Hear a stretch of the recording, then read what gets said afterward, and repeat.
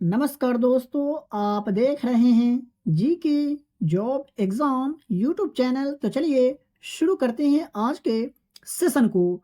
तो आपको इस क्लास की वीडियो में इन सभी सब्जेक्ट से संबंधित प्रश्न बताए जाते हैं, पढ़ाए जाते हैं। तो आप वीडियो को बगैर स्किप किए हुए पूरा ज़रूर देखिएगा।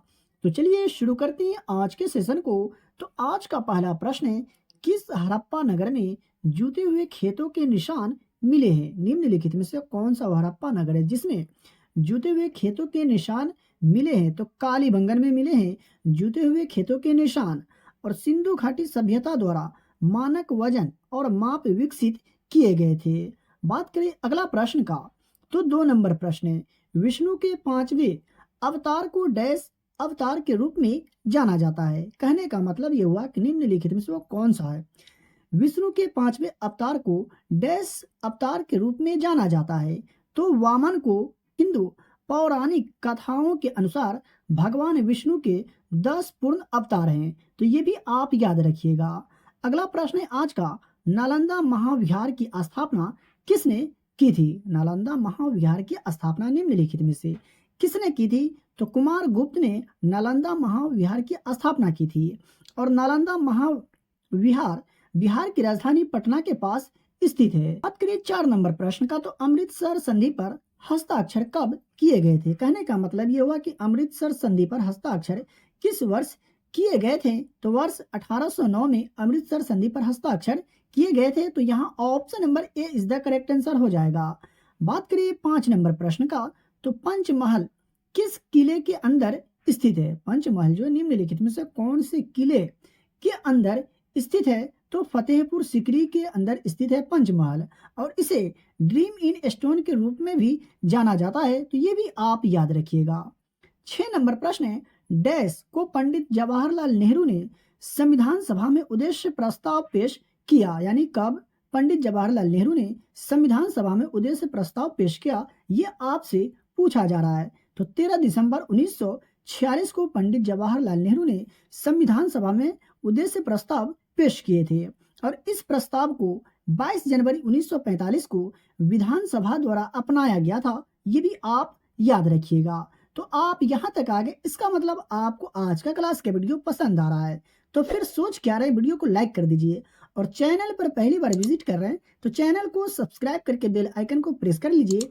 और इस वीडियो को अपने दोस्तों और रिलेटिव में भी शेयर जरूर करें जो लोग बिहार एसएससी एग्जाम की तैयारी कर रहे हैं। 7 नंबर प्रश्न है, भारतीय संविधान के किस अनुच्छेद के अनुसार उपराष्ट्रपति राष्ट्रपति के रूप में कार्य कर सकता है या उनके कार्यों का निर्वहन कर सकता है? कौन से अनुच्छेद के अनुसार ये आपसे पूछा जा रहा है? तो अनुच्छेद 65 के अनुसार। और अनुच्छेद 63 कहता है कि भारत का राष्ट्रपति होगा। ये भी आप याद रखिएगा, आपसे प्रश्न पूछा जा सकता है। वह कौन सा अनुच्छेद के अनुसार भारत का राष्ट्रपति होगा? तो अनुच्छेद 63 के अनुसार। मैं आशा करता हूं कि आप समझ गए होंगे। 8 नंबर प्रश्न की अगर बात करें तो भारत के पहले मुख्य चुनाव आयुक्त कौन थे? भारत के पहले यानी प्रथम मुख्य चुनाव आयुक्त निम्नलिखित में से कौन थे? तो सुकुमार सेन भारत के पहले मुख्य चुनाव आयुक्त थे। और 1951 से 1952 और 1957 में भारत के आम चुनाव की निगरानी की थी सुकुमार सेन ने। चलिए देख लेते हैं अगला प्रश्न को। तो आज का 9 नंबर प्रश्न है, संविधान सभा ने भारत का संविधान कब पारित किया? संविधान सभा ने भारत का संविधान कब पारित किया? तो 26 नवंबर 1949 को संविधान सभा ने भारत का संविधान पारित किया। तो ऑप्शन नंबर डी यहाँ सही जवाब हो जाएगा। और भारतीय संविधान को लागू कब किया गया? तो 26 जनवरी 1950 को। आपको कमेंट बॉक्स में कमेंट करके ये बताना है कि भारतीय संविधान बनने में कितना समय लगा था। चलिए देख लेते हैं आज का 10 नंबर प्रश्न को। तो राज्यसभा सदस्य का कार्यकाल होता है, यानी कहने का मतलब ये हुआ कि राज्यसभा के सदस्य का कार्यकाल कितने साल का होता है, कितने वर्ष का होता है? तो 6 साल का होता है राज्यसभा के सदस्य का कार्यकाल। और राज्यसभा को उच्च सदन कहा जाता है, ये भी आप याद रखिएगा। बात करें 11 नंबर प्रश्न का, तो माउंट टिटलिस कहाँ है? माउंट टिटलिस कहाँ स्थित है, यह कहाँ है? तो यह जो है स्विट्जरलैंड में है। तो यहाँ ऑप्शन नंबर सी सही जवाब होगा। 12 नंबर प्रश्न है, किस राज्य में टीन अयस्क का मुख्य भंडार है? निम्न में से कौन सा राज्य है जहाँ टीन अयस्क का मुख्य भंडार जो है स्थित है? तो ये छत्तीसगढ़ राज्य में जो है स्थित है। तो यहाँ इसका सही जवाब होगा ऑप्शन नंबर सी। देख लेते हैं आज का 13 नंबर प्रश्न को। तो भारतीय दलहन अनुसंधान संस्थान कहाँ स्थित है? भारतीय दलहन अनुसंधान संस्थान जो है निम्नलिखित में से कहाँ स्थित है? तो यह जो है कानपुर में स्थित है। ठीक है। और बात करें भारतीय दलहन अनुसंधान संस्थान की, तो इसकी स्थापना वर्ष 1983 में की गई थी। बात करिए 14 नंबर प्रश्न का, तो सहरिया जनजाति किस राज्य में पाई जाती है? सहरिया जनजाति जो है निम्नलिखित में से कौन से राज्य में पाई जाती है? तो राजस्थान राज्य में पाई जाती है। और राजस्थान के 12 जिले में सहरिया जनजाति के लोग रहते हैं, ये भी आपको याद रखना है। 15 नंबर प्रश्न की अगर बात करें तो भारत में किस राज्य का उच्चतम लिंग अनुपात है? निम्न में से कौन सा राज्य है जिसका लिंग अनुपात जो है सबसे ज्यादा है? तो आपको बिल्कुल भी कंफ्यूज नहीं होना है। तो केरल राज्य का लिंग अनुपात उच्चतम है। तो इसका सही जवाब होगा ऑप्शन नंबर सी। और हरियाणा में भारतीय राज्यों में सबसे कम लिंग अनुपात है 877। ठीक है, तो ये भी आप याद रखिएगा। 16 नंबर प्रश्न है, बोरलॉग पुरस्कार निम्नलिखित में से किस क्षेत्र में दिया जाता है? यानी बोरलॉग पुरस्कार जो है निम्नलिखित में से कौन से क्षेत्र में दिया जाता है? तो कृषि के क्षेत्र में दिया जाता है बोरलॉग पुरस्कार। तो ऑप्शन नंबर डी इसका सही जवाब होगा यहाँ पर। 17 नंबर प्रश्न की अगर बात करें तो अंतर्राष्ट्रीय महामारी तैयारी दिवस कब मनाया जाता है? किस तिथि को मनाया जाता है अंतर्राष्ट्रीय महामारी तैयारी दिवस? तो इसका सही जवाब होगा ऑप्शन नंबर सी, यानी 27 दिसंबर को अंतर्राष्ट्रीय महामारी तैयारी दिवस मनाया जाता है। चलिए देख लेते हैं अगला प्रश्न को। तो 18 नंबर प्रश्न है, पांचवी पंचवर्षीय योजना का मूल उद्देश्य था। कहने का मतलब ये होगा कि पांचवी पंचवर्षीय योजना का मूल उद्देश्य निम्नलिखित में से क्या था? तो गरीबी दूर करना पांचवी पंचवर्षीय योजना का मूल उद्देश्य था। और पांचवी पंचवर्षीय योजना की अवधि की अगर बात करें तो 1974 से 1978 तक थी।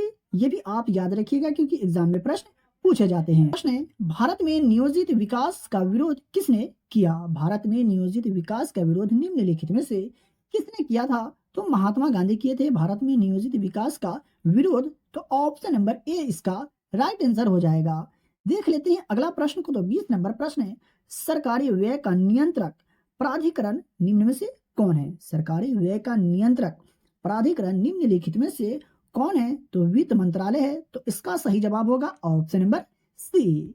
चलिए बढ़ते हैं दूसरे प्रश्न की ओर। तो यहां से अब आपको साइंस के प्रश्न मिलेंगे, तो आप वीडियो को बगैर स्किप किए पूरा जरूर देखिएगा। 21 नंबर प्रश्न है, क्लोरोफिल के निर्माण में पौधों की सहायता करने के लिए निम्नलिखित में से किसका निर्माण आवश्यक है? बहुत ही अच्छा प्रश्न है, सभी प्रश्न काफी महत्वपूर्ण है। ठीक है, क्लोरोफिल के निर्माण में पौधों की सहायता करने के लिए निम्नलिखित में से किसका निर्माण आवश्यक है? निम्नलिखित में से ये आपसे पूछा जा रहा है। तो मैग्नीशियम का होना आवश्यक है क्लोरोफिल के निर्माण में पौधों की सहायता करने के लिए। तो यहाँ इसका सही जवाब होगा ऑप्शन नंबर बी। 22 नंबर प्रश्न है, मानव शरीर के कौन से अंग में लसिका कोशिकाएं बनती है यानी लिम्फोसाइट? तो इसका सही जवाब होगा बोन मेरो। जी हाँ, बोन। 23 नंबर प्रश्न है, घाव भरने में सबसे सहायक विटामिन जो है निम्न में से कौन सा है? घाव भरने में सबसे सहायक विटामिन निम्नलिखित में से कौन सा है? तो विटामिन सी जो है घाव भरने में सबसे सहायक विटामिन है।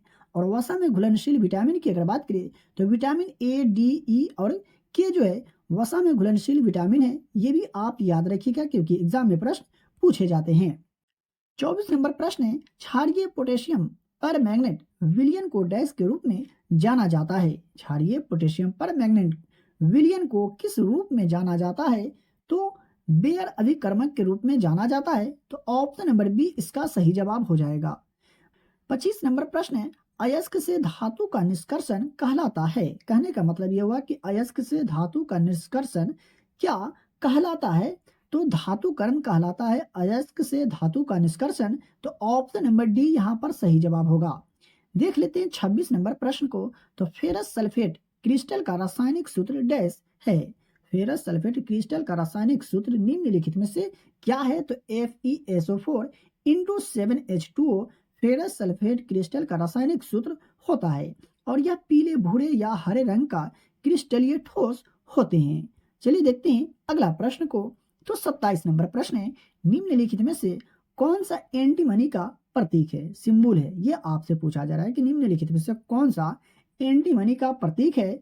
तो एसबी जो है एंटीमनी का प्रतीक है, सिंबल है, तो इसका परमाणु संख्या की अगर बात करें तो 51 इसका परमाणु संख्या होता है। तो 28 नंबर प्रश्न है, संवेग डैश की एक माप है। संवेग जो है निम्नलिखित में से किसका एक माप है? तो गति की मात्रा का एक माप है संवेग। तो ऑप्शन नंबर सी यहाँ पर आपका सही जवाब होगा। देख लेते हैं 29 नंबर प्रश्न को। तो गिटार के तार में किस प्रकार की तरंग उत्पन्न होती है? गिटार के जो तार होते हैं उसमें किस प्रकार की तरंग उत्पन्न होती है? तो अनुप्रस्थ तरंगे उत्पन्न होती है गिटार के तार में। तो इसका सही जवाब हो जाएगा ऑप्शन नंबर बी। बात करें आज का 30 नंबर प्रश्न का। तो चंद्रमा पर कोई वायुमंडल नहीं है, क्यों? जी हाँ, चंद्रमा पर कोई वायुमंडल नहीं है, क्योंकि तो क्योंकि यहाँ गैस अणुओं का पलायन वेग उनके वर्ग मध्य मूल वेग से कम होता है, जिसके कारण चंद्रमा पर कोई वायुमंडल नहीं है। तो साथियों, अगर आपको किसी भी प्रश्न में डाउट लगा हो, किसी भी प्रश्न के उत्तर में अगर आपको डाउट लगा हो, तो आप हमसे कमेंट बॉक्स में कमेंट करके पूछ सकते हैं। अगर आज का क्लास का वीडियो पसंद आया हो तो वो भी आप कमेंट बॉक्स में कमेंट करके बता सकते हैं। इसका पीडीएफ प्राप्त करने के लिए वीडियो के डिस्क्रिप्शन में दिए गए टेलीग्राम चैनल लिंक को ज्वाइन करें और डेली के वीडियो का फ्री में पीडीएफ प्राप्त करें। और अभी तक वीडियो को लाइक नहीं किया तो वीडियो को लाइक करें, और चैनल पर पहली बार आए तो चैनल को सब्सक्राइब करके बेल आइकन को प्रेस करें, और इस वीडियो को अपने दोस्तों और रिलेटिव में भी शेयर जरूर करें। तो चलिए मिलते हैं फिर से एक नए वीडियो में।